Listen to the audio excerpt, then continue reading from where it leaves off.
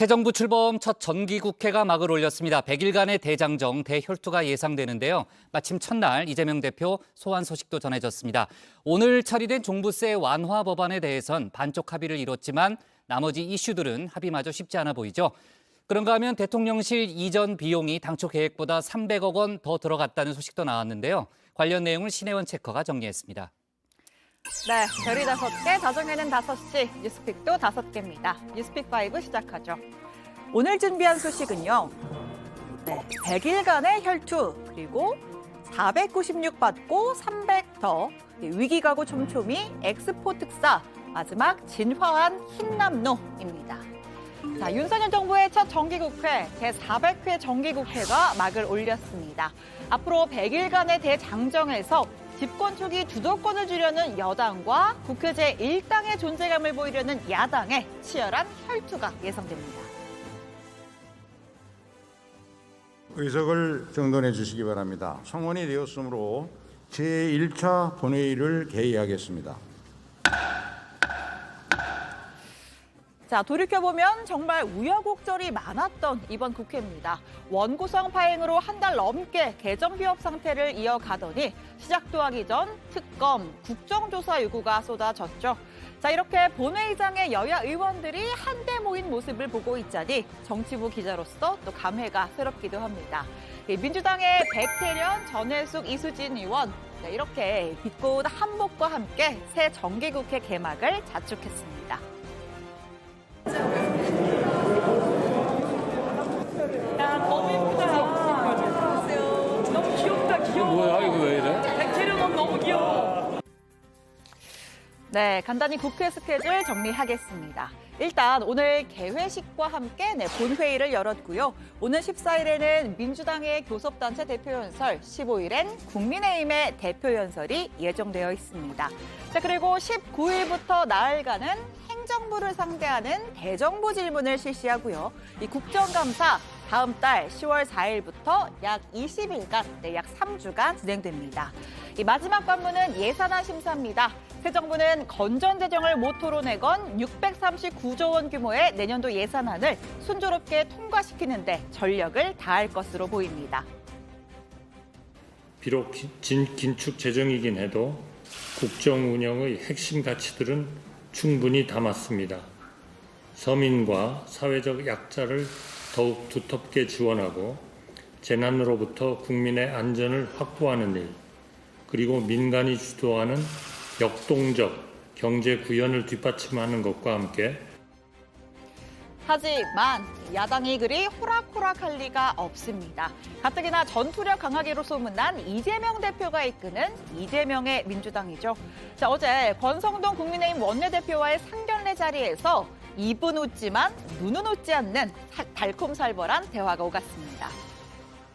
드디어 이재명이 명의 민주당이 되었습니다. 존경하는 권성동 원내대표 겸 당대표 직무대행님. 저 말이 그냥 원내대표가 아닙니다. 대표로요. 네. 이주택자 종부세 완화하겠다고 우리 대표께서 후보 시절에 이렇게 공약을 하셨는데 지금 협상이 진행 중에 있습니다. 저는 종부세 문제에 대해서는 당에 좀 가급적 협력적 입장을 좀 가지라고 지금 이미 좀 얘기는 하고 있습니다. 또 그렇다고 우리 원내대표께서 지나치게 과도한 그 욕심을 내지 마시고요. 적절한 선에서. 네, 첫 본회의 최대 쟁점인 1가구 1주택자의 종부세 완화 여부를 놓고 뼈있는 사전 탐색전을 벌인 겁니다. 이 국민의힘은 공시지가가 오른 만큼 종부세 부과 기준을 소폭 올려야 한다라고 주장했지만 민주당은 부자 감세가 될 수 있다라면서 물러서지 않았는데요. 국민의힘은 민주당의 부자 감세 프레임을 씌워 반대하던 특별공제 3억 원에 대해서 1억 원으로 낮추는 안을 민주당에 제안을 했습니다.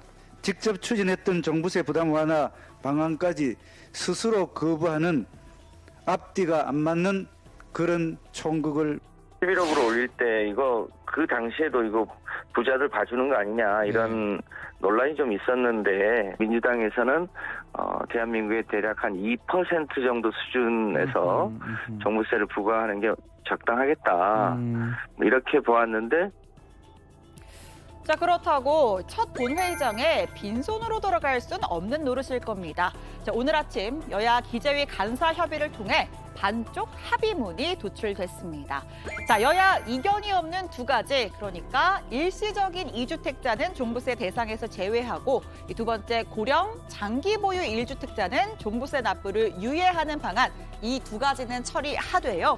자, 국민의힘은 12억 상향, 민주당은 11억 유지를 주장했던 종부세 기준선 논의는 올해 중에 마무리 짓는 것으로 결론을 미뤘습니다.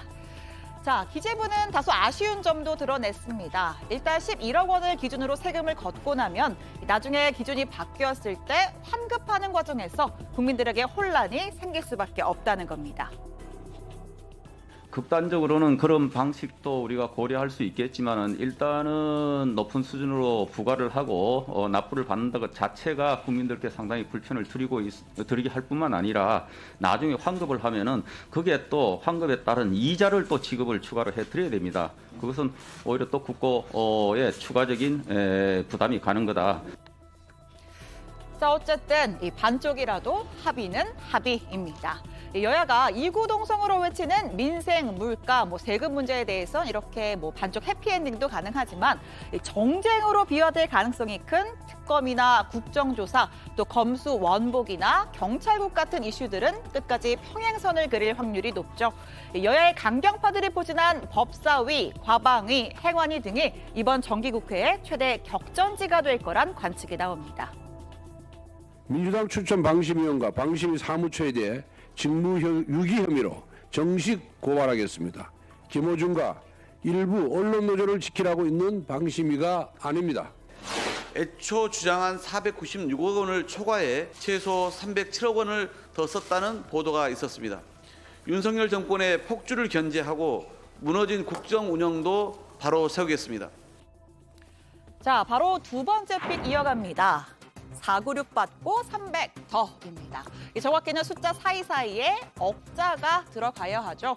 자, 조금 전 민주당 박홍근 원내대표가 언급한 내용입니다. 대통령실 용산 이전에 들어가는 비용이 맨 처음엔 496억 원으로 책정이 됐지만 벌써 그보다 300억 원 이상이 더 들어간 것으로 확인됐습니다. 지금 1조니 5천억이니 하는 이런 얘기들이 막 나오는데 그건 좀 근거가 없고요. 이사 비용과 또 리모델링을 좀 해야 되기 때문에 그다음에 한남동 그 공간을 이제 하나 쓰기로 했는데 그래서 496억의 예비비를 신청할 계획입니다. 자, 당선 후 열흘 만에 기자회견 자청했었습니다. 윤 대통령은 청와대를 국민품으로 돌려드리겠다는 공약을 지키겠다며 직접 대통령실 이전 계획을 조목조목 설명했는데요. 당시 문재인 정부와의 인수인계 과정에서 치열한 줄다리기를 벌인 끝에 집무실 이전을 위한 예비비를 승인받았습니다.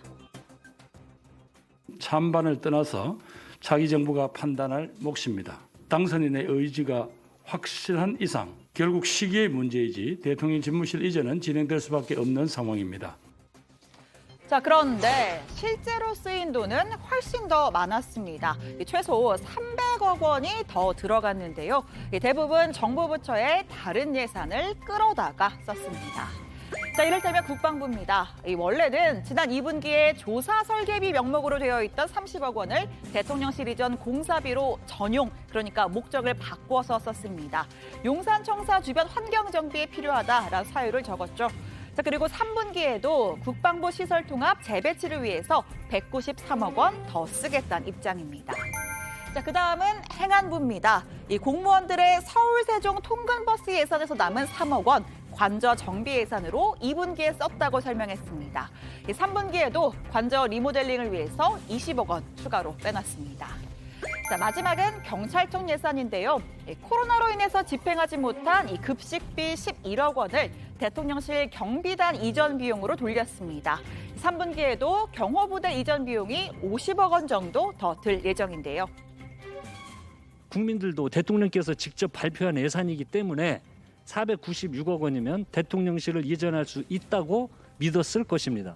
당시에는 이전과 관련한 긴급 소요를 저희들이 실무적으로 추산을 해서 말씀드리고 그리고 집행했다 하는 말씀을 드립니다. 현재 3분기까지 편성된 추가 비용 다 더하면 총 306억 9,500만 원에 달합니다. 하지만 앞으로 어떤 변수가 또 등장할지 모를 일이죠. 민주당은 애초에 비용 추산 자체가 주먹구구식이었던 거 아니냐 비판하고 나섰습니다. 저희도 그 당시에는 긴급하게 필요한 비용 그건 118억 원이었습니다. 건물을 지려면 한 2,980억 원이 소요되죠. 한 그 3,000억 원 정도 소요가 되겠죠.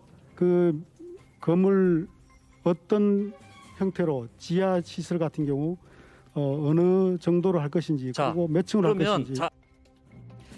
또 시작부터 이전 비용을 고의적으로 축소했던 의혹이 있다며 국회에 국정조사 요구서까지 제출했습니다. 대통령이 직접 브리핑을 했던 사안인 만큼 새로 등장한 변수에 대해서도 충분한 설명이 있어야 한다는 지적 여당에서도 나옵니다. 우리 경제부총리께서 관련 부처들을 모아서 추가적으로 또 필요한 게 있을 수 있으니까요. 예. 미리 한번 사전적으로 다 모으셔서 또 추가적인 비용 재원을 좀 확인을 해서 좀 미리 좀 밝히고 하는 것도 좋은 방법일 것 같습니다. 네, 오늘은 정기국회 첫날인 만큼 국회 상황에 집중해봤습니다. 들어가서 나머지 소식도 짚어보죠. 뉴스픽 5였습니다.